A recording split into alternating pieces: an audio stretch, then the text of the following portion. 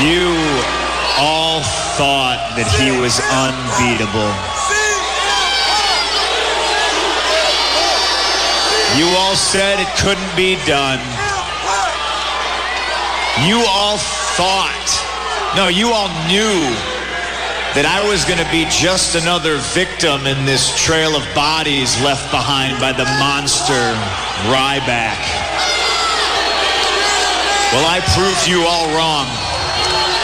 You were wrong. You were all wrong, and you were proven wrong by me. For 344 days, I have proved you all wrong. Hell, since day one, I have been proving you all wrong. I've defeated every single one of your heroes. I've survived everything they've had to offer. I do want to take this time right now to talk about my monumental victory last night. But ever since that victory, it's been marred in controversy, and people have the audacity to point a finger at me and accuse me of somehow, convincing an official to get physical with Ryback, to put his hands on Ryback. This will be a hard pill for all of you to swallow, but I had nothing to do with it. I was on Ryback's shoulders last night, and I knew shell shock was about to be delivered, and well, I was half right because I was shocked at what happened next. And I will tell you all the same thing that I told General Manager Vicky Guerrero earlier today, that the only thing I'm guilty of is taking advantage of a situation produced by the actions of a rogue official. That official's name is Brad Maddox. You know, a couple months ago, he cost me a match on Monday Night Raw. So I don't know if last night he was trying to return the favor or something ridiculous, but trust me when I tell you that I had nothing to do with it. You cannot believe me. You can hate on me all you want, but the list goes on and on of your heroes that I've defeated. Triple H, hell, Mr. McMahon, the entire Titan Tower machine who's tried to inexplicably erase me from their little history books. But I am inerasable. I am the best in the world. And I can stand here in this ring on day 344 as your WWE champion and proudly say that now I look at Ryback in a completely different way. And I look at him and he's in my rearview mirror because it's behind me. I beat him. It is done. There will not be a rematch. If you smell what The Rock is cooking. WBCB presents Pro Wrestling Weekly. Tell me he didn't just say that. Call in with a question or comment at 215-949-3232 or 888-922-2149. The Tower of Power, too sweet to be sour, funky like a monkey, ooh yeah. And now, here's your host of Pro Wrestling Weekly, Fearon Derry. It doesn't matter what your name is. Really? Yeah! Hello and welcome to Pro Wrestling Weekly here on 1490 WBCB and online at WBCB1490.com. Fearon Derry here with you in what has been an insane week, to say the least. Of course, where to start? I guess, well, we have to start in-house. We have to start with the wagon circled a little bit. I have some unfortunate news for those of you who haven't seen on the Facebook fan page. This past Wednesday, WBCB lost one of our own. The longtime producer of this show, going back to its inception back in February of 1999. The longtime producer, I've always jokingly referred to him here on the show as Wild Bill, but Bill Melody unfortunately passed away this past Wednesday afternoon. And, Bill obviously has been a longtime staple here at WBCB. He's been the producer of the wrestling show for the 13-plus years that it's been in existence. Of course, the first 10 with Eric Garguilo and the last 3.5 with myself. And I'm numb, to say the least. I mean, I'm a bit shaken as well. So this is going to be a rough show to get through. Sitting in the producer chair here, Pat Furness, who I know has filled in on a couple of occasions. I know newer listeners are familiar with him, and I mean, Pat's you've been with us a year and a half, 2 years now. Just over 2 years. Just over 2 years, and I mean, yeah, every time you've stepped in here, you've done an awesome job, and always appreciate when you can bring a little bit of wrestling chat to the table. Bill was a little bit different. I always joked that he never exactly, as far as the current stuff, could tell the difference between a wrist lock and a wrist watch. But I mean, he certainly brought a different and interesting perspective, going back to when he had watched it as a kid and seen wrestlers from the 50s and 60s, Gorgeous George, Haystacks, Calhoun, and he'd throw a story or two out there. And I know during the audio clips that you usually hear, either leading into the open of the show or heading back from a commercial break, he'd always look over to me and say, "Fearon, those guys need new writers." And I couldn't help but chuckle, and on about 99.9% of the occasions, I couldn't argue against him. And I mean, Bill Melody will obviously be missed here at WBCB. I'm missing him already. Not a slight against you in any way, Pat, but it's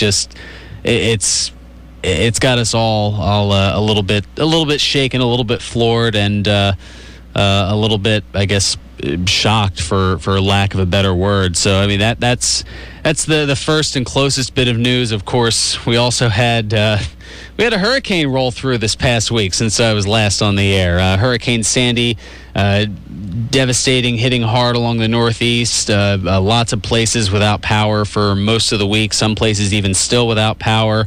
Places closer to the Jersey Shore are still inaccessible. LBI, Long Beach Island, there it's still pretty much underwater, and you can't get over across to the island there. So my thoughts and prayers going out to everybody there. I know where does the good news come in all this? I feel like I'm bringing nothing but bad news. You know, I love to have like a nice high spirited show, but. This is not one of those weeks. In other news, Brad Armstrong of the well-known Armstrong wrestling family, of course, the patriarch Bullet Bob Armstrong, and the four kids, probably the most famous of whom Jesse James Armstrong, the Road Dogg from back in the day. Well, his brother Brad Armstrong, also known as Robert James, passed away on Thursday at the age of 51. The WWE website reporting he was found dead in his home, and he had been treated recently by a physician for an undisclosed medical issue. No word as to whether that medical issue had anything to do with Brad Armstrong's death. So a lot going on. Well, we mentioned, I mentioned briefly the opening clip. Of course, CM Punk bragging a little bit. Let's get into some current news. Kind of talk a little bit. Well, not that the other stuff isn't current, but a little bit of the on-screen news, just to attempt to keep things going and brighten things up a little bit. Hell in a Cell was, of course, this past Sunday, the WWE pay-per-view. CM Punk retaining the WWE Championship thanks to the involvement of referee Brad Maddox, a heel referee move, of course, hitting the infamous low blow on Ryback as he was about to hit CM Punk with his finisher, the Shell Shock. And that, combined with a quick count, allowed Punk to retain the title, and he is now going, 349 days as WWE champion and counting. Closing it, I want to say 2 weeks from this Monday, it'll be one full calendar year that he has held the belt. Something that only a select few have done. Maybe only about 6 or 7 have done with the WWE Championship. And obviously, Bruno Sammartino, Hulk Hogan, Cena among them. I mean, there are some others. I had the list a while ago. I can probably pull that up during the first break. But Punk already declaring that there won't necessarily be a rematch between he and Ryback for the title, but. A voice from the past decided to come out and kind of throw down a different type of challenge to Punk. We've got that on track 2 here, Pat, if you want to bring that up. Here's a voice from the past laying down a bit of a challenge to CM Punk.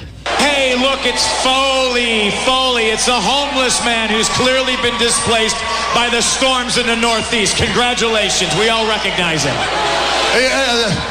That's good, the way you make light of a situation affecting millions of America. Stay classy, punk. It's nice to know you've still got your sense of humor, seeing as less than 24 hours ago, you were left splattered on top of the Hell in a Cell. What's your point, Nick? Why are you even here? You know, the last time I saw you, the last time the world saw you, you were on the ground because I kicked your ass. Because I'll let you know, I don't like to be disrespected, and I got a feeling you came out here just to embarrass me. No. I didn't come out here, right here, in Charlotte, North Carolina, to embarrass you, punk. The way I see it, you did an excellent job of embarrassing yourself inside the cell. Oh, so what do you come here to judge me? Is that what you do? You come here to judge me? No, I'm not here to judge you. I'm here to tell you that a month ago, I gave you a choice. I said, do you want to be a legend or do you want to be a statistic? I gave you a chance to live up to the legacy and the tradition of Hell in a Cell, and you blew it. Tradition? You're going to bark at me about tradition? Look at me. This is your tradition. And this is the tradition that the same legends would yell at you about, because you're the one who would jump off of roofs and you're the one who would throw yourself in the barbed wire if it meant winning a match. And this is what your tradition does to superstars. So don't yell at me about tradition, all right? Oh, here we go, yeah. Come on, give me all you got. I have an idea. You want to bark to me about tradition? This, for 344 days, and we're approaching Survivor Series, the same pay-per-view in which I won this title. You keep popping up like a bad penny. Seems to me like you want to do something about it. So I say there's Survivor Series coming up. Let's have a traditional Survivor Series match. Team Foley against Team Punk. Your team against my team. Team Foley versus Team Punk. You're on. And we definitely saw the forming of that, and that occurred a little bit later on Monday Night Raw. So we have set a 5-on-5 tag team elimination match set for Survivor Series coming up in a few weeks on November 18th, I believe it is. And as far as who those selected team members are, we got another clip for you. My goal in life is to serve at the behest and at the pleasure of the best in the world, the reigning, defending WWE champion.